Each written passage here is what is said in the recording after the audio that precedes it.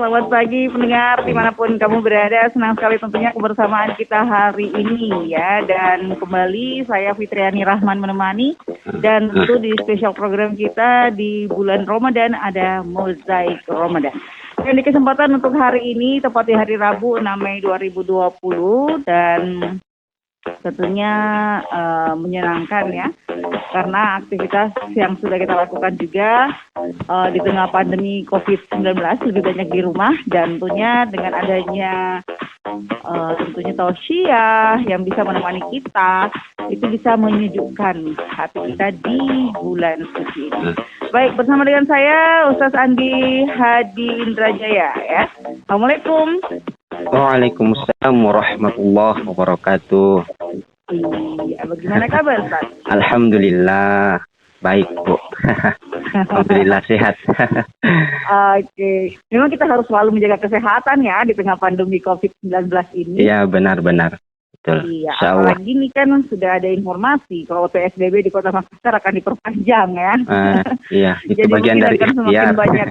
Iya, semakin banyak waktu di rumah. Iya, begitu. Oke. Kita akan mengangkat tema hari ini meraih mahfirah ya. Tentunya banyak hal meraih mahfirah. Biasanya kan Ramadan selalu terbagi ke 3 fase ya. Iya. Selalu orang menyebutnya bahwa fase pertama itu adalah menerima rahmah, hari ya, kasih sayang. Ya, 10 Ramadan kedua, ya ampunan. 10 Ramadan terakhir adalah pembebasan dari api neraka. Insyaallah, ya, amin. Ya, betul. Dan kita semua akan meraih kemenangan ya. Jadi ya, Bu, amin. Aktivitas Ramadan itu bukan hanya sekedar tidak makan dan tidak minum, tetapi lebih kepada kontennya. Bahwa aktivitas Ramadan sesungguhnya adalah mengenai isinya. Bagaimana kemudian kita bisa berubah dari yang malas-malasan sholat. Karena ini bulan tarbiyah, ya belajarlah untuk rajin sholat di tepat waktu ya. Meski tidak ke masjid ya Ustaz ya. Karena sekarang kita lebih banyak di rumah.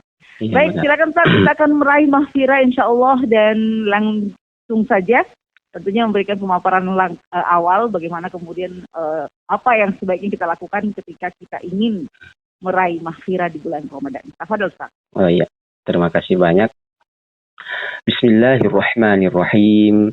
Rabbi shrah li sadri wa yassir li amri wahlul 'uqdatam min lisani yafqahu qawli. Assalamualaikum warahmatullahi wabarakatuh. Alhamdulillahi rabbil alamin. Alladzi ja'ala syahru ramadana sayyidash syuhur, syahrus siyam, syahrun mubarak. Asyhadu alla ilaha illallah wa asyhadu anna Muhammadar Rasulullah. Allahumma salli ala sayyidina Muhammad wa ala alihi wa ashabihi wa azwajihi wa dzurriyyatihi wa ahli baitihi wa man tabi'ahum bi ihsanin ila yaumil qiyamah. Amma ba'du. Pemirsa RRI yang insya Allah dimuliakan oleh Allah Subhanahu wa Ta'ala, mari kita bersama-sama bersyukur kepada Allah Subhanahu wa Ta'ala dengan mengucapkan hamdalah. Alhamdulillahi Rabbil Alamin. Ketika kita mentadabburi atau memahami lebih dalam makna dari lafaz Alhamdulillahi Rabbil Alamin ini, yang memiliki arti segala puji hanya milik Allah, Tuhan semesta alam. Ayat ini dipahami bahwa tidak ada satupun makhluk yang ada di alam semesta ini yang layak untuk dipuji selain Allah Subhanahu wa Ta'ala. Kita sebagai manusia tidak punya hak untuk dipuji. Kita sebagai manusia tidak punya hak untuk disanjung. Dan kita sebagai manusia tidak punya hak untuk dihormati dan dihargai. Dan ketika kita hadir di tengah-tengah masyarakat, langsung dengan kehadiran kita itu membawa kebahagiaan tersendiri kepada masyarakat yang membuatnya sangat senang, ataukah masih ada orang yang bahagia dengan kehadiran kita, maka itu menandakan bahwa Allah Subhanahu wa Ta'ala masih merahmati kita dan menyayangi kita, serta masih memuliakan kita dengan menyembunyikan aib kita. Allah Subhanahu wa Ta'ala telah memuliakan anak cucu Adam. Walaqad qarramna bani Adam. Sungguh kami telah memuliakan anak cucu Adam. Ini berarti bahwa kita sebagai seorang manusia adalah makhluk yang dimuliakan oleh Allah Subhanahu wa Ta'ala. Oleh karenanya, marilah kita memelihara kemuliaan yang Allah Subhanahu wa Ta'ala karuniakan kepada kita, sehingga kita mampu lahir dengan kemuliaan, tumbuh dengan kemuliaan, besar dengan kemuliaan, dan kita berdoa mudah-mudahan kita juga mampu menghadap kepadanya dengan membawa kemuliaan. Amin ya Rabbal Alamin. Pemirsa RRI yang insya Allah dimuliakan oleh Allah Subhanahu wa Ta'ala. Bulan Ramadan adalah momentum untuk meraih maghfirah Allah Subhanahu wa Ta'ala sebagai bekal menghadap kepadanya. Kenapa demikian, pemirsa sekalian? Karena setiap hari di luar bulan suci Ramadan pasti ada dosa dan kesalahan yang kita kerjakan. Setiap minggu di luar bulan suci Ramadan, yakin dan percaya ada dosa dan kesalahan yang kita kerjakan. Setiap bulan di luar bulan suci Ramadan, kita tidak bisa luput dari dosa dan kesalahan.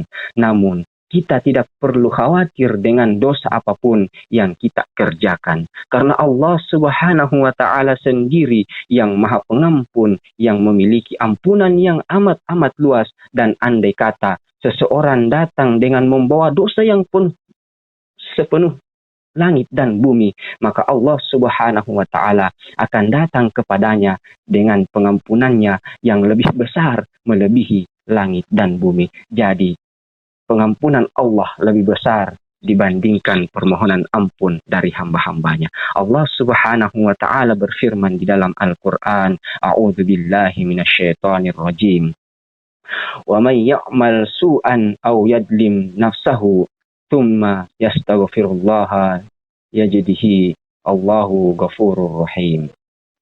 Dan barang siapa yang mengerjakan kejahatan dan menganiaya dirinya, kemudian ia memohon ampun kepada Allah Subhanahu wa Ta'ala, niscaya ia mendapati Allah Subhanahu wa Ta'ala Maha Pengampun lagi Maha Penyayang. Pemirsa RRI yang insya Allah dimuliakan oleh Allah Subhanahu wa Ta'ala. Secara bahasa, tobat sebagaimana yang dijelaskan dalam kamus Lisanul Arab adalah bentuk masdar dari kata taba yatubu taubatan, yang artinya kembali kepada Allah dari kemaksiatan. Secara istilah, taubat adalah meninggalkan dosa yang telah kita perbuat dan kembali kepada Allah Subhanahu wa Ta'ala dengan mengagungkannya dan takut akan murkanya Allah Subhanahu wa Ta'ala. Sedangkan di dalam Kamus Besar Bahasa Indonesia, taubat yaitu sadar atau menyesal akan dosa dan berniat untuk memperbaiki tingkah laku dan perbuatannya. Kenapa, pemirsa, kita harus selalu bertobat kepada Allah Subhanahu wa Ta'ala? Karena kita terancam oleh dosa dan maksiat kita sendiri. Bayangkan, pemirsa, andai kata satu maksiat itu satu noda, seperti apa setiap hari hati kita. Mata kita bermaksiat, mulut maksiat, pendengaran maksiat, tubuh maksiat, bahkan hati pun maksiat. Sedang kita jarang, bahkan hampir tidak pernah bertaubat kepada Allah Subhanahu wa Ta'ala. Rasulullah Sallallahu Alaihi Wasallam saja yang tidak punya dosa sedikit pun, minimal beliau 100 kali setiap harinya Rasulullah Sallallahu Alaihi Wasallam memohon ampun, beristighfar kepada Allah Subhanahu wa Ta'ala. Allah Subhanahu wa Ta'ala berfirman di dalam Al-Quran, A'udzu billahi minasyaitonir rajim. Qul ya ibadi alladzina asrafu ala anfusihim la taqnatu mir rahmatillah innallaha yaghfirudz dzunuba jami'a innahu huwal ghafurur rahim. Katakanlah, wahai hamba-hambaku yang melampaui batas terhadap diri mereka sendiri, janganlah kamu berputus asa dari rahmat Allah Subhanahu wa Ta'ala. Sesungguhnya Allah Maha Pengampun dosa-dosa semua apa yang telah kita kerjakan. Sungguh dialah Allah yang Maha Pengampun lagi Maha Penyayang. Bagaimana kita yang bergeliman dosa, berlumur maksiat, namun sedikit sekali bertaubat kepada Allah Subhanahu wa Ta'ala. Itu menandakan bahwa masalah terbesar kita adalah tidak adanya kesungguhan bertaubat kepada Allah Subhanahu wa Ta'ala. Terkadang juga kita merasa tidak berdosa kepada Allah Subhanahu wa Ta'ala. Padahal ketika kita merasakan demikian, pada saat itu telah timbul benih kesombongan dalam hati kita. Sedang Allah Subhanahu wa Ta'ala tidak mencintai orang-orang yang sombong. Pemirsa RRI yang insya Allah dirahmati dan dimuliakan oleh Allah Subhanahu wa Ta'ala. Pertanyaan selanjutnya, lantas mengapa manusia bisa berdosa kepada Allah Subhanahu wa Ta'ala? Perlu kita ketahui bersama bahwa potensi manusia itu ada dua macam. Yang pertama, nafsu kebaikan. Nafsu kebaikan yang dimaksud di sini adalah potensi kita untuk senantiasa berbuat baik kepada Allah Subhanahu wa Ta'ala. Dan yang kedua adalah nafsu keburukan.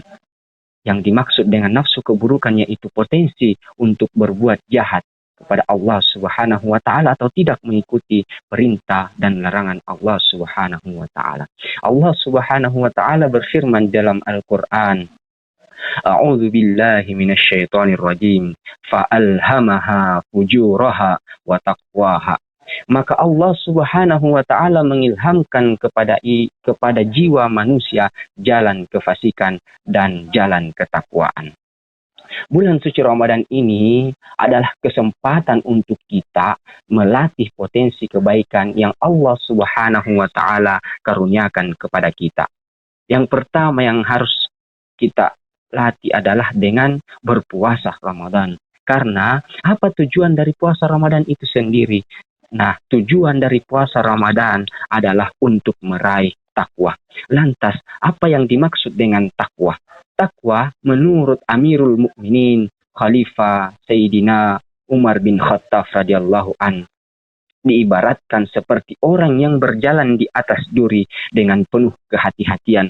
Orang yang bertakwa hakikatnya menjadi orang yang amat berhati-hati. Orang tersebut tidak ingin kakinya menginjak duri-duri larangan Allah Subhanahu wa Ta'ala. Sebagai contoh dalam keseharian kita, ketika kita ingin berangkat ke sawah kita, ingin berangkat ke kebun kita, atau ingin berangkat ke tempat kerja kita, lantas di tengah jalan kita melewati jalan yang berlumpur, kita melewati jalan yang berlubang, kita melewati jalan yang rusak.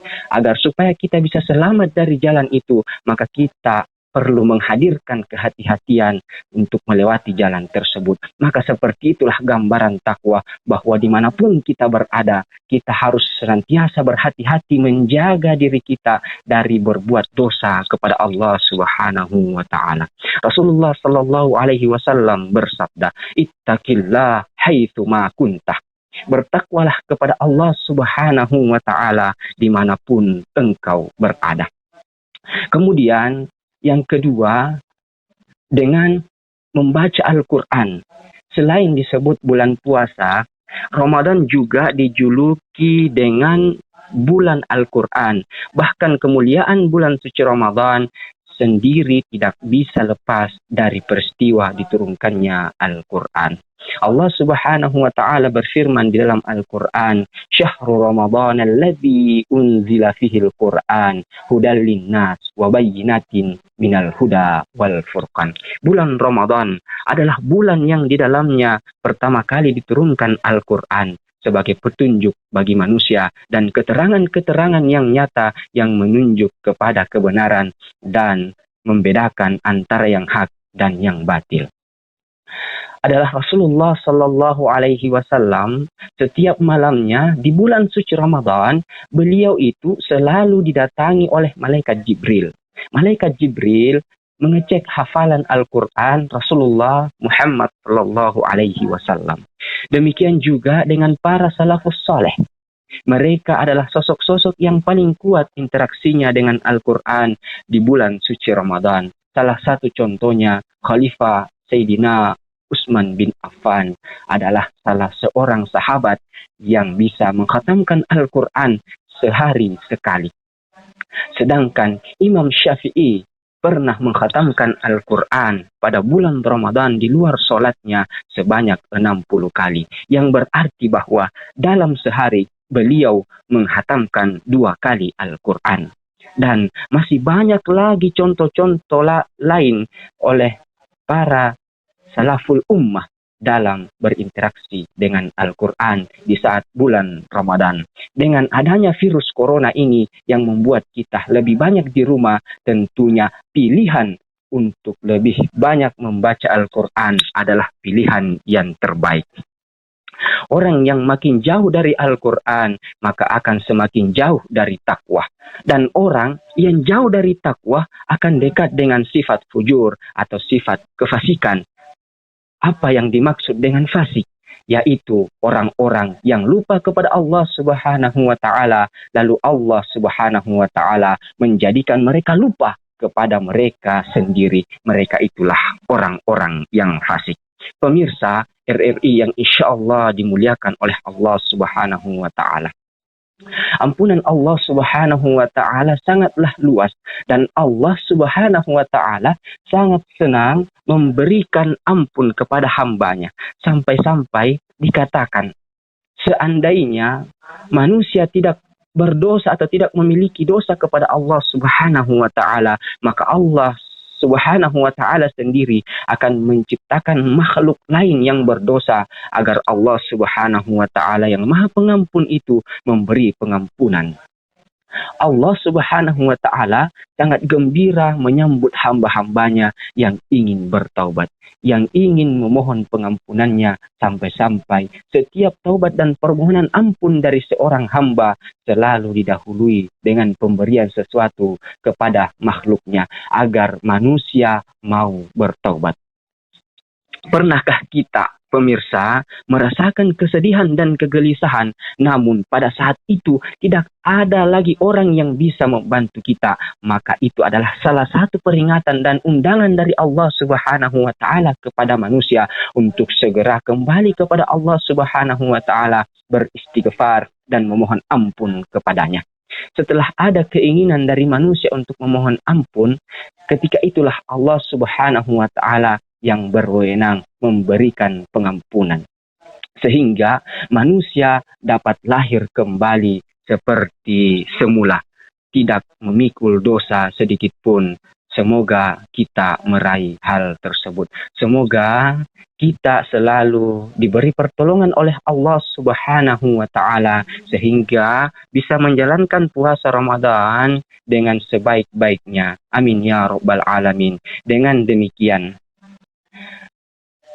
tujuan dan harapan di bulan suci Ramadan bisa kita raih secara maksimal sehingga kita layak disebut sebagai pribadi yang bertakwa kepada Allah Subhanahu wa Ta'ala meskipun wabah virus melanda, dan kita meninggalkan bulan suci Ramadan seperti bayi yang baru lahir dari perut ibunya, tidak memiliki dosa sekalipun, atau kembali ke fitri, kembali ke kesucian yang abadi.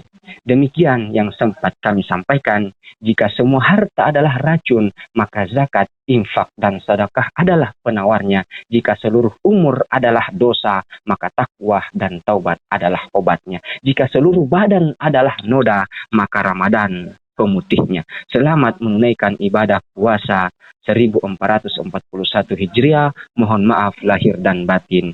Wallahul hadi ila sabilir rasyad. Wassalamualaikum warahmatullahi wabarakatuh. Waalaikumsalam warahmatullahi wabarakatuh.